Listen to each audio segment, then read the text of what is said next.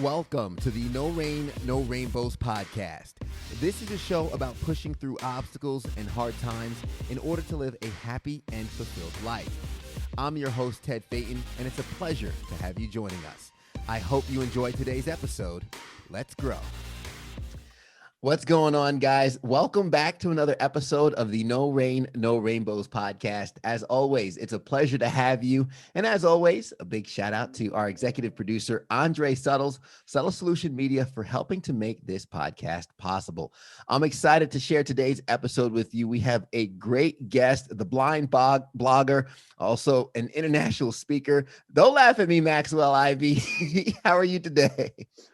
I'm doing good. I'm really loving your idea of this pre-interview for Patreon, because it really breaks the ice. It got me, not that I have trouble getting loose anyway, but it got me more connected with you. So I'm thinking maybe I'll start doing this on my podcast. I don't know about Patreon or not, but I mean, I think it's a great way to get things started. We're both having a great day. We've already had some fun talking with each other, so now we're ready to share some value with our audience out here. Yeah, no, absolutely. I like having that little icebreaker because it almost makes us acquainted before we get acquainted with the audience and the listeners. So I appreciate you taking the time to participate in that and this episode as well. And as always, I want to make sure that we give the audience and the listeners an opportunity to meet the guests. So why not really quick introduce yourself and tell them who you are and what it is you do? Okay, my name is Maxwell Ivey. I am known around the world as the blind blogger. I have gone from a failed carnival owner to respected amusement equipment broker to self-help author, motivational speaker, online media publicist, singer, traveler, and host of What's Your Excuse? I've done this by deciding to find solutions instead of making excuses, which is where the whole What's Your Excuse thing comes from. I've also totally believe in asking for help and accepting help when offered, and building a community to help me accomplish my goals. And also just being determined to find the good in every person, event, or experience that comes my way in my life. So, I've also had gastric surgery, changed my lifestyle, and lost over 250 pounds. Nice. I'm the author of 5 books, counting the collaboration that I did, with a 6th on the way to finish my travel series. So people can find me at theblindblogger.net.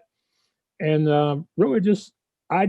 I'm easily distracted is what it comes down to.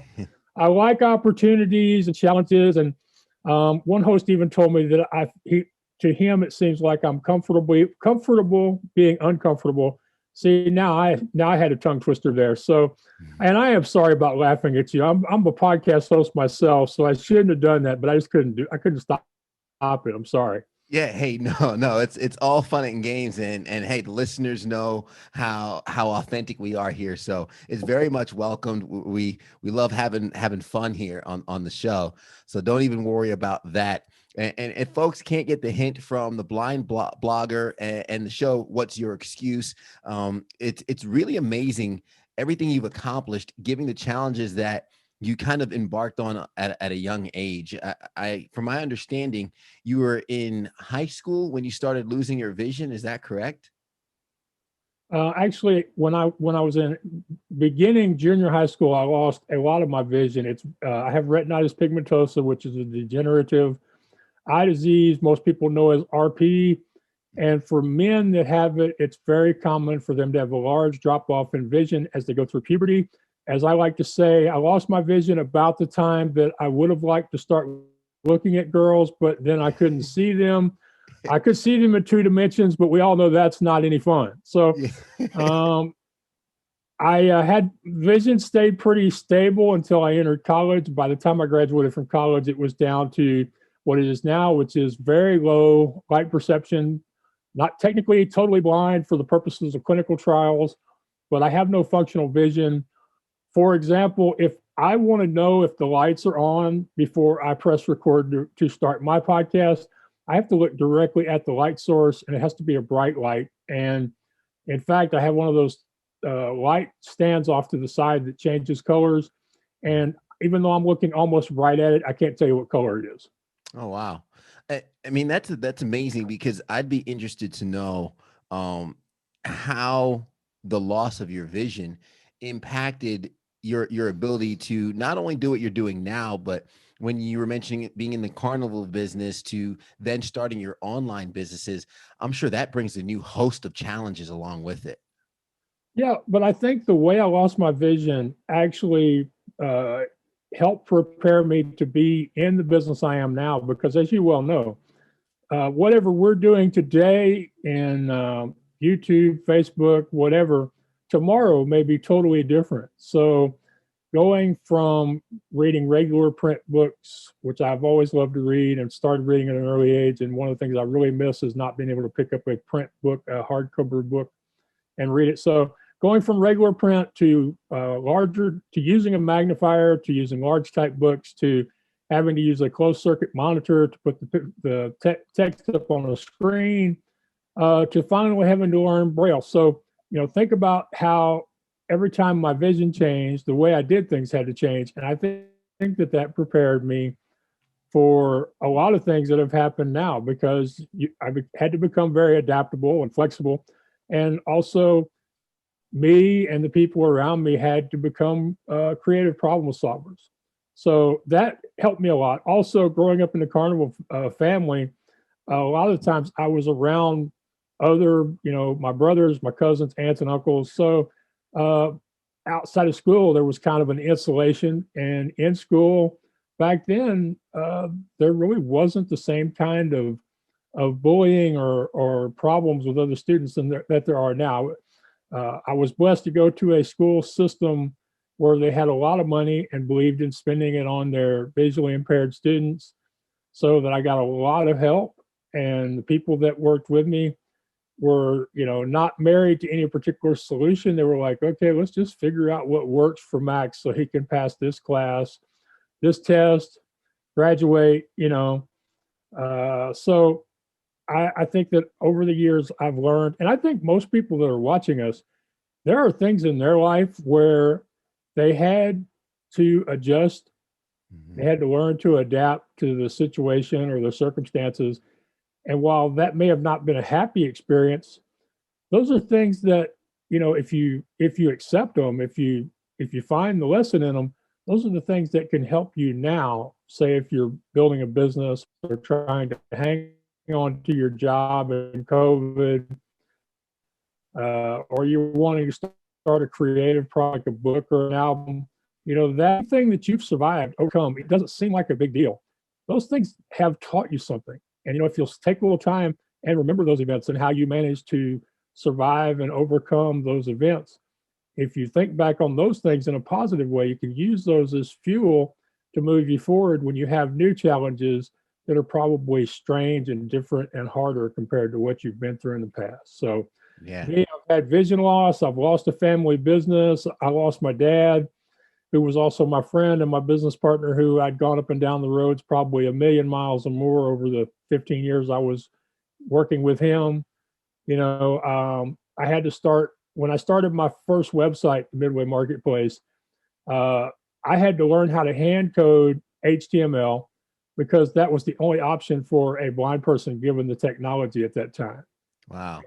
Yeah. And so I did the w3c.org tutorials, and I taught myself how to code HTML. It wasn't elegant.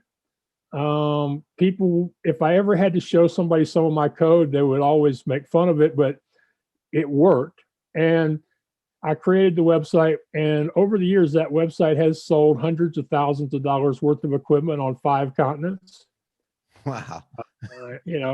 And if anybody wants to look at the website as it used to be in 2008, which is the last one I have, you can go to archive.org and search for the Midway Marketplace and then go to 2008. But I will advise you, do not look directly into the screen, and you might want to put on some sunglasses because it was really bright. I mean, I picked the colors myself, and I've been told over the years that Ray Charles and Stevie Wonder could have argued over my website. It was that bright. I mean, it was bad. But it was bad. But I gotta So say too, I love your yeah, sense of humor, Max, because I mean, I can tell along the way, along the journey, you've been able to make light of every situation that's come across your way, and even with the title of your show, what's your excuse? You really seem to have this, hey, let's keep pushing forward type of mentality, and this kind of personality of looking for the positive and finding the good. Has that always yeah. been part of you? Well, see, I grew up with a strange person. My dad was a Southern gentleman from South Carolina, and him. Well, actually, my entire family. These people that in the carnival business, there really isn't any room for feeling sorry for yourself. There just isn't time Mhm. because people don't care about you. All they want to know is can they ride the Ferris wheel and buy a funnel cake on Thursday night. And so if you don't get open, nothing else matters. So, there, like I said, there isn't a lot of time for feeling sorry for yourself. It's like, okay, you have a truck on the side of the road. How can you get the ride that was being towed by it to the next town so you can get open? And that's the environment I was raised in. I was around a lot of people who were doers, who never had everything they wanted to supply their business and just had to find a way. Kind of like people that are farmers or ranchers or people whose families own the mom and pop, general stores, dry cleaners, whatever. None of these people have all the resources they want, but they have that spirit of we're going to find a way. And my dad taught me that. He used to have an expression when things would be really hard and we would make opening, and the help would come up to him and go, "Max, how did y'all do that?" And he would always just look at him, and this is going off of other accounts. He would look at him and he'd smile and he'd say, "What, did we have a choice?" You grow up with that kind of attitude. It's like, what, did we have a choice? And we didn't have. I mean, one time, me and him went to Louisiana, and we had to load a ride on a truck or on a trailer that was above our heads, the platform where the ride parts were going. I helped him load that ride with my pants around my ankles because I didn't have a belt or suspenders, and we needed to get that ride on the trailer and get out of town. Wow. Yeah. So, and that kind of leads me into something else I like to tell people. When it comes to just, we're going to find a way to get there, you have to be willing to do things that are dirty, that are maybe painful is not the right, that are dirty, that are distasteful, that take effort, and things that don't make you look good. Quite Mhm. often the solution may be a little embarrassing. So I like to tell people, hey, life ain't the Olympics. They're not going to give you style points. Yeah, yeah. And it's something we've said You on the know, you podcast know, too. Also, it's a lot of times success and opportunity shows up looking like hard work, and people don't grab it because they're afraid of that hard work, or they don't want to get dirty. They don't want to do what's hard to get to the other side. yeah, yeah, yeah. There's a thing in the Bible where it talks about how God won't give you more than you're capable of bearing, and everybody thinks that's a negative. Like He won't give me more pain or suffering than I can handle. Hmm. But I've learned over the years that also means He won't give you more of a good thing than you can handle. So there are times when He will give you an opportunity or a blessing, but that blessing comes with some assembly required and batteries not included and something else. Yeah. Uh, Kind of like the IKEA assembly where you got to make the furniture yourself. yes. Thank Well, you goodness I've mentioned, never had to live somewhere I had to get IKEA, man. But I don't mean nothing bad about IKEA, just in case you're considering sponsoring the No Rain, No Rainbows podcast, okay? yeah, yeah. It's all love for the furniture giant. You There you mentioned go. finding the positive is kind of like finding your keys or finding the remote. For our listeners who might be stuck in a negative mindset, right? When something happens, they only see what's in their way, they only see the excuses. How can they break that habit? How can they actually find the positive in their day? Right. I'm glad you asked me this. And I really need to add that particular expression to my emails that I send people because it is a very good point. Look, being positive, finding the positive, staying positive is hard work. It takes action and it takes practice, but it's easy if you'll make it a habit. And here's what you have to do: you have to decide that something good is there. Mhm. which means that something in your day that's happened already or something that's going to happen. Maybe you don't know what it is yet, but you expect something positive to show up later in the day, whether it's meeting a person, participating in an event, or having an experience, no matter how small that experience may seem to someone else. So first you decide that there's something good there or something good is coming, and then you look really hard until you find it. Just like with your keys, your remote, your smartphone, you know it's there somewhere. You don't know where. You're just going to keep looking until you find it. And if you can't find it on your own, you call the rest of the family into the room and have them look for you. And I personally, when I think about this message, I think of a living room that's just torn all to heck with the cushions laying on the floor and a guy sitting there with the remote in one hand and a beer in the other hand and a smile on his face and his favorite, or a girl sitting there with a glass of wine in one hand and the remote in the other hand, and a big smile on her face. But it's a decision, it's a practice. And trust me, it's not one of those things you can do when disaster strikes. It's one of those things you have to do every day so that when the really big, hard stuff happens, you've got practice, you've got experience in finding the good. And I will give you all a great example from my life. I sold $250,000 carousel in 30 minutes a few years ago. The owner and the buyer were connected through my LinkedIn network, and the ride was sold within 30 minutes, literally. Nice. Within 2 months, the ride had been inspected, loaded in containers, shipped, delivered, passed the inspections in Australia, and was set up and operating. So for a piece of equipment that big, it was a double-decker Italian carousel that took 3 containers to ship it. I never got paid. Wow. I emailed the guy, I phoned the guy, I tried to shame the guy. Friends of mine tried, and nothing. I didn't get paid. I finally had to accept, okay, I'm not going to get paid. So after that, I'm like, Max, this is really bad. And, with your reputation, people are going to wonder, how does Max deal with this? And so what I did was I made a list. I made a list of all the positive things that came out of it. And the first one was, hey, Max, you sold $250,000 ride that had been sitting in storage for 10 years in 30 minutes because of the power of your social networks. That's big because that verified what I would tell people on my emails that I was capable of doing. Now I had social proof that I could actually do that. And to me, that was big because it validated my whole business model, Very important thing. Also, people started visiting I wrote a blog post about it as if everything was cool. And thousands of people visited the website. Many people asked me to locate difficult to find rides for them or games. Lots of other people asked me to list their equipment. I got a mention from the Mutual of Omaha Aha Moment team, and they gave me $100. They gave me $100 Amazon card, which I used to buy my first new clothes after the gastric surgery. Which, nice. At that time, everything I had at that time was drawstrings and pullovers. I didn't have anything nice because, we had to throw all that old stuff away.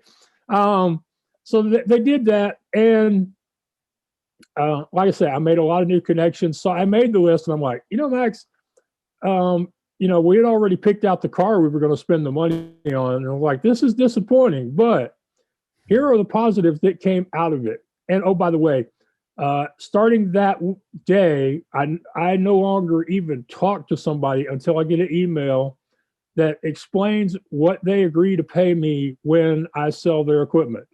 So, I also did that. I also learned a lesson because in the US, if you have even an email or a text message or two, you can sue somebody. But if you don't have that, you're out of luck. So, yeah.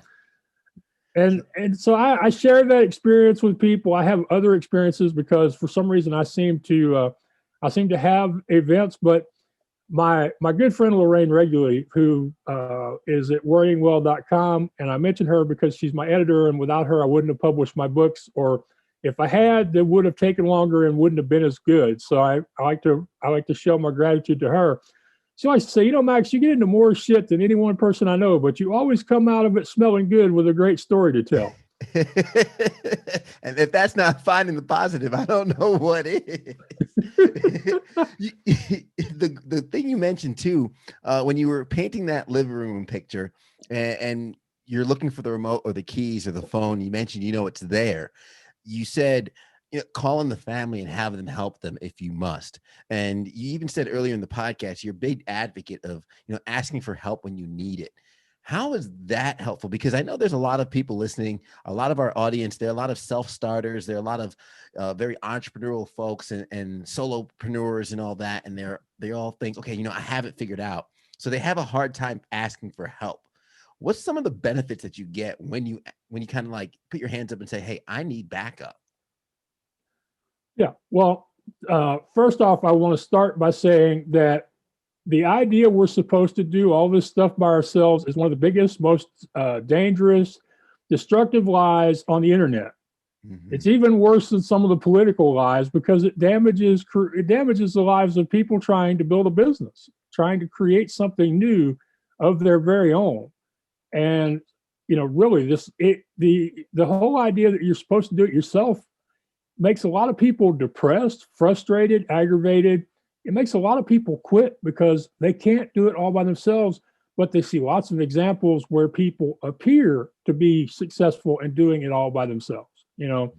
I'm very impressed that when you do your show, you give a shout out to your engineer.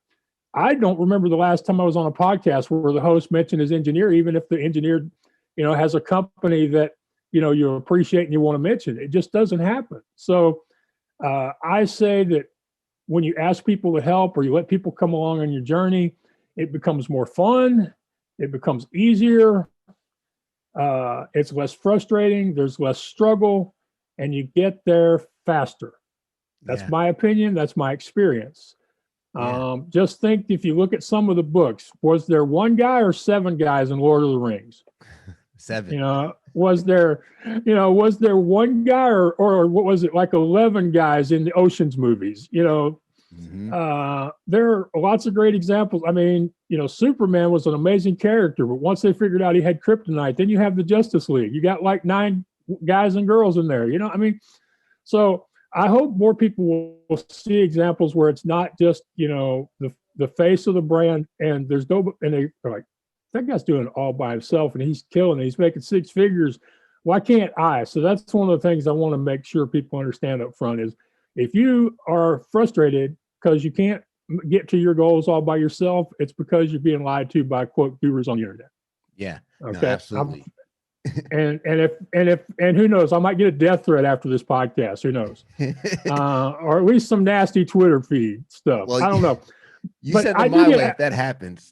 Okay. All right. But I do get asked this is the one topic that I get asked to speak on the most because you see, I have an advantage. I actually see this as one of my superpowers. And, people do look at the blind blogger as kind of a online superhero. Ryan Bedulf at Blogging from Paradise, he likes to call me Marvel's Daredevil of the online world. So this is one of my superpowers. Here's the thing. I was raised knowing that I would be losing most, if not all, of my vision. So my family always told me, Max, don't be afraid to ask for help. You're going to need their help, and people like to help. So the first thing you need to know, if you're afraid to ask, say you're afraid to look for a mentor, you're afraid to look for a collaboration partner, is people like to help you. And in most cases, people like me that have come as far as we have, we get a really good feeling out of helping people that are in that stage we were in a year or 3 years or 5 years ago. I personally feel like I owe a debt to so many people online. And when people reach out to me, I feel like, yeah, I'm paying off that debt. And there are thousands, if not millions of people in the online world who feel the same way. They may not see it as a debt. They may see it as paying it forward. So there are lots of people who want to help. And when they help you, they feel good about themselves. They get validated. They get to know, hey, somebody appreciates me and all the effort I've put into learning what I know or honing the skill that I have. So you need to ask. People enjoy helping. Just think how good you feel when you bring somebody's mail in or their garbage or rake their leaves or carry somebody's groceries out to their car. Just think about how good you feel then. And remember that when you're trying to get the courage to ask somebody to help you or ask somebody for an opportunity, which is something I do a lot of now, So I was told always to ask, don't ever be afraid to ask. So really, if you don't ask, they can't say yes. So now the other thing is beyond asking for help and the value of it and how a lot of experts want to help you. The next hard part is accepting help when offered, because a lot of people, if you come up to them or in person or online, you go, hey, I'd like to help you with X. The response is going to be very ego driven. It's going to be personal. It's going to be like, who the heck do you think you are? I really don't need your help. What makes you think I need help? Why don't you go help somebody who obviously needs your help? So accepting help when offered is difficult. We have to remember the other person. Just, remember that the person who is offering had to show courage, probably more courage than when you ask for help. They had to show courage to reach out to a stranger or acquaintance and offer to help them with something. And quite often we are asking, we just don't realize we're asking, because sometimes we meditate or we pray or we use affirmations of the law of attraction. But some people out there in the world are intuitive. And you may not know you're sending up flares saying you need help, but they may read your social media posts or your email newsletter or your blog post or your latest podcast release. And then they go, that person may not know it, but they need help. Yeah. And they will offer to help you. So when people reach out, remember, they're showing courage. So be sure and allow them to help. And here's the one expression I like to use most often in this area, which is when you refuse to ask, you rob the other person of the joy they would have received from helping you. Yeah. So in effect, you're making their day harder by not asking. And of course, I told this to a friend of mine who she said, Max, you could also say that when you refuse to ask, you rob the other person of their blessing. Mm-hmm. So, it's really a two-way thing. We learn, we ask, we learn, we grow, then we help other people when they ask us. And so I'm hoping that people will get over this and, find that little bit of courage and ask somebody. Now, the one thing a lot of people do is they ask the wrong person the first time. Just like if you're, say I want to be on podcasts. I'm not going to pitch Joe Rogan or John Lee Dumas day one. I'm going to pitch people I know personally who or have acquaintances with who have podcasts, which is what I did. Or I'm going to pitch people who have had me on their podcast for other people. So you always want to start close to your level, maybe not exactly at your level, and work up. And then one of the great things now is, at least for now, we have social media, so you can reach out to people on social media. And here's my strategy for connecting with people and getting them to help you. Yeah. First, you find them and you follow them, or you offer to connect with them. Then you share their posts, you leave comments on their posts or their podcast or wherever their content is going out at. Then you send them a short email seeing if there's anything you can do to help them that you haven't already done. If there's a offer coming up that they want help with, or maybe they're scheduling a conference that they would, might want a little extra push, more people seeing it, offer to help them. And then after you do that, then you can make an ask. You can say, look, I know you're the expert on this stuff, and I'm really struggling. I sincerely want to build this business. I sincerely want to get this degree, and you know it all. So would you please help me? And that usually works. So that's my process. Connect with them, help them, then ask if there's something you can do for them when you reach out directly, and then see if they'd be willing to be your mentor or solve or help with solutions to your problem. And then the most important part, gratitude. Mm-hmm. You have to show appreciation for the help that you get. And most people think I mean saying thank you. And for some people that might be enough. But to me, if somebody helps me solve a problem, my version of thank you is I send them an email, I share on social media, and what was the other thing I usually do? I send them email, share on social media, and I tell any of my friends directly that this person did this amazing thing for me. I may write a blog post. I may mention it in my YouTube, so oh yeah, the most important part is use their advice. Yeah. That's the most important part of gratitude. Use their advice. Grow your business. Yeah. That's how you show you really appreciate what they have told you or done for you, is use it and grow.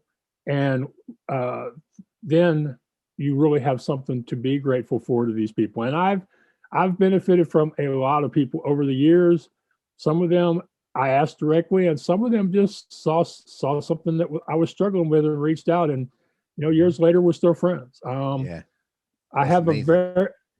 have a very large online community, and I was one of these people who said you could make serious, deep connections over the internet years before people started thinking that was possible. But then I have an advantage as a blind person living in the suburbs of Houston, Texas.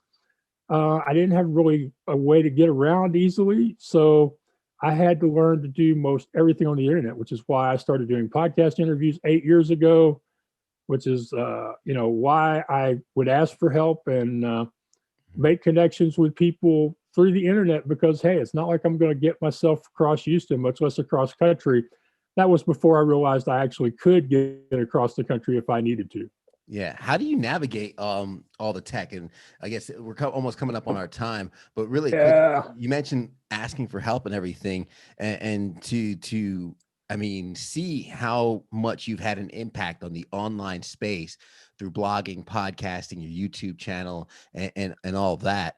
How have you navigated all the tech? I mean, going from programming HTML code of your first website to here we are communicating and recording a podcast on Zoom. Well, the way of course, we have the computer and the phone and the tablet that all talk now. You got VoiceOver from Apple. I don't have one, but some people have a digital braille display, which is very helpful. One of my big things is a third-party app called Mars Edit that makes creating my blog posts much easier, because I get to create them in a text document and then just send them to WordPress as opposed to going through the WordPress dashboard, and that makes things a lot easier for me. But really, it's just been one thing at a time, and as I've had to solve a particular issue, I've either figured a workaround on my computer or my phone, or I've asked other people. And lately, I'm starting to collect some visually impaired people who are entrepreneurs, and they can offer me, more specialized solutions on, well, how do you do this if you're using a screen reader as opposed to how do you do it if you can see it? So, and the funny thing is that some of my best posts have been where I have shared my frustrations with a particular app or website and how I managed to use it, and only to find out that every sighted person who read that article was like, Max, it's not a blind thing. We have trouble with it too. Yeah. Facebook, Pinterest, Instagram, I get that a lot from my sighted friends. They're like, Max, we hate them. Why? How do you manage them? And it's like, basically every time they change a website, you have to figure out, well, how do I navigate that website all over again using my screen reader? So these are the options I have.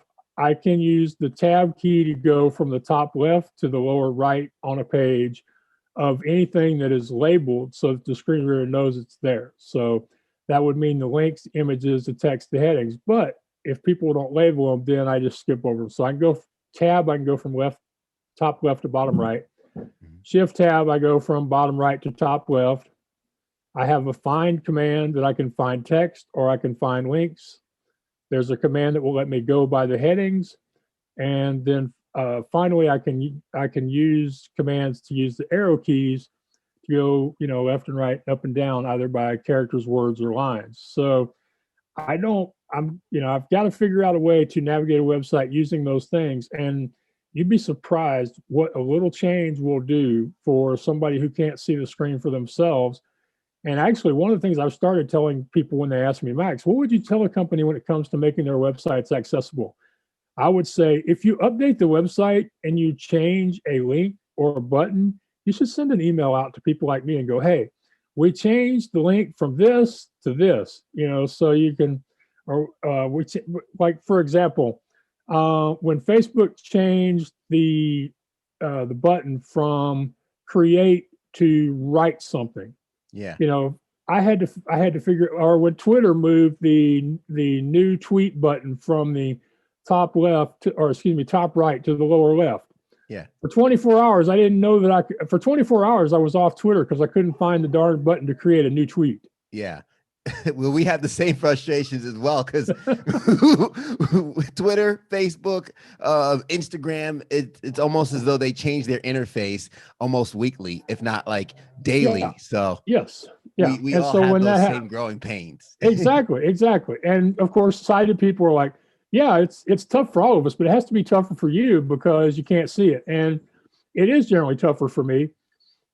And it's one of those things I'm really lately having to understand. This is one of those things I don't think a lot of people really give themselves full credit. And sometimes you have to make a list to remind yourself.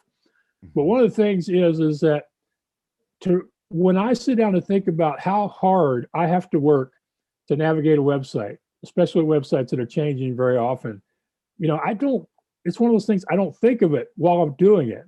But if I sit down and make a list, I'm like, yeah, Max, you have to slog through the websites every time Facebook decides they want to change something because they had a wild hair, So Yeah.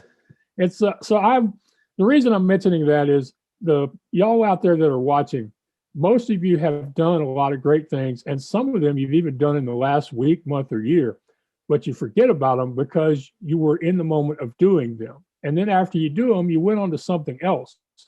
So really, we have to celebrate our accomplishments, no matter how small they are, when they happen. We need to take that time for ourselves and give ourselves credit for it.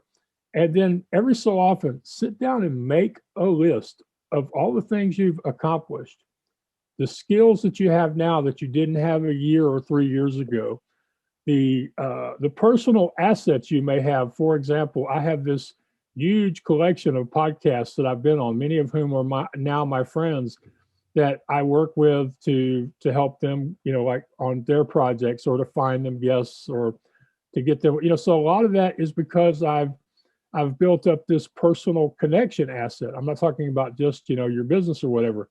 So make a list every so often, your skills, your talents, your assets, your experiences, and then go because if you make a list, usually the problem is we don't make a list. We can't make a list in our mind the way we can on paper or in a text document. Make the list so you can remind yourself just how great you're doing, because one of the hardest things there is in life is to just keep doing what you're doing when you're not seeing the progress. So sometimes making a list will help you see the progress. And just one other thing in this area, I tell people who are big on vision boards that when you create the vision board, also create a gratitude border. Put some pictures up next to the car and the beach home and the sitting on the beach with a drink in your hand. Those pictures are great, but around them, put pictures or post text of things you already accomplished, so you can remind yourself while you're doing the work every day to get to the big goal that you have up there. And I like to say it this way, that a vision board is useless without a gratitude border. Yeah. That's amazing. I'm going to actually adapt that because I do have a vision board. It's just off to my side right now. And putting the gratitude around it is probably the framing that the vision board has. Oh, a frame. I love that. I've been using the wrong metaphor. Thank you. Hey, it's my pleasure. And Max, I hate that we're at the end of our time, but I definitely want to make sure that our audience has a way to connect with you and find more of your stuff. So how can they connect with you, the Blind Blogger, listen to your show and everything else that you're doing? Right. Well, they can go to theblindblogger.net. That's theblindblogger.net. They can also send me an email to just ask@theblindblogger.net. I'm on all the social media networks, but that stuff all comes back to the website. You can find my podcast on all the players. You can also ask the little girl in the box if she will play What's Your Excuse, and she will. So that's the way you can listen to my podcast. Lots of great interviews. The latest couple on there are Eric Patrick Thomas, a recovering quadriplegic who was a gunshot victim 27 years ago, and a young lady that lost her vision as well. But continue being involved in sports like horseback riding for equestrian trials and stuff like that. So those are a couple of the interviews, because when people watch my show, the goal is for at the end of the episode, I want people to say, hey, if that person can do all this, what's my excuse? You know? And that's So, amazing. I did see some of that interview with that athlete. She was amazing, very inspiring too. And you sing too. yeah. She made me, the problem with some of my guests is they're so amazing. They make me feel like a slacker. I'm like, I really need to up my game. I mean, thankfully I can use COVID as an excuse as to why I'm not out traveling the world and doing in-person interviews. And, so I can at least, alibi that a little bit. But yeah, some of my guests make me feel like, they make me feel so unworthy. Some of them do. And I know we don't have time, but I tell you what, I'd be willing to do another question on Patreon just to explain that, because I think it's a very important point. No, yeah, absolutely. And then I'll be sure to actually make sure some of our listeners go to that as well to get the extra insight. But that is our time, Max. And I want to recap some of the gems that you left along the way. I know we hate to go, but always have to leave the audience wanting more, right? Exactly. Just to recap, guys, because we're so thankful for you making it to the end with us, but be willing to get dirty. A lot of times hard work will kind of show up, and then that's the disguise that success is really in. Your opportunities are on the other side of that hard work. Your opportunities are on the other side of getting a little dirty to do what it is you want to do, and decide that something good is there. A lot of us can get trapped in this negative mindset of seeing all the excuses and all the obstacles that are in our way. But when you make the decision to find the good and look for it, that's when the progress actually happens. Hopefully you won't find yourself lifting a ride overhead with your pants around your ankles, but we can all find the good somehow, some way. And people like to help. Don't rob somebody else of their ability to feel good by helping you. Ask for help, get out of your own way in that, and also celebrate the little accomplishments along the way. And especially as Max has said over and over, make a list of your accomplishments. Realize that you are capable of more than what you give yourself credit for, and just go out there and take that next step towards your dreams. We really hope you appreciate. We really hope you enjoyed this episode. We appreciate your time, Max. Thank you again for sharing your insight with the audience. No problem. I've really enjoyed sitting down with you, and I want you to know that I appreciate all the hard work, effort, and passion you put into this show. And really, truly, sincerely, without people like you, there would not be The Blind Blogger. There would not be a What's Your Excuse. So thank you for giving me the platform. And thank you also to many of your brethren in the podcasting sphere who have allowed me to share my story and hopefully inspire and challenge a few people along the way. Absolutely, Maxwell. It's been an absolute pleasure. When you mentioned not feeling worthy among your guests, I hold you in that same regard, and that only motivates me to be better, and I hope it does the same for our listeners as well. And if it does, we would really appreciate you sharing this with someone who can get value from this. If you enjoyed the episode, go ahead, hit that subscribe button and that like button. And as we've mentioned before a couple times, we do have a Patreon page where you could hear more from Max, myself, and our other guests, and you can support the podcast for as little as $1 a month. So be sure to head that way if you feel motivated to do so. And as we always say at the end of the episode, everybody wants the sunshine, but they don't want the rain. But you can't get the pleasure without a little pain. Let's grow. The No Rain, No Rainbows podcast is recorded at Camaraderie, a collective workspace in Greenville, South Carolina, right off the Swamp Rabbit Trail. If you're looking for a place to grow your business, network with other professionals, and establish your own workspace, Camaraderie is the place to do so.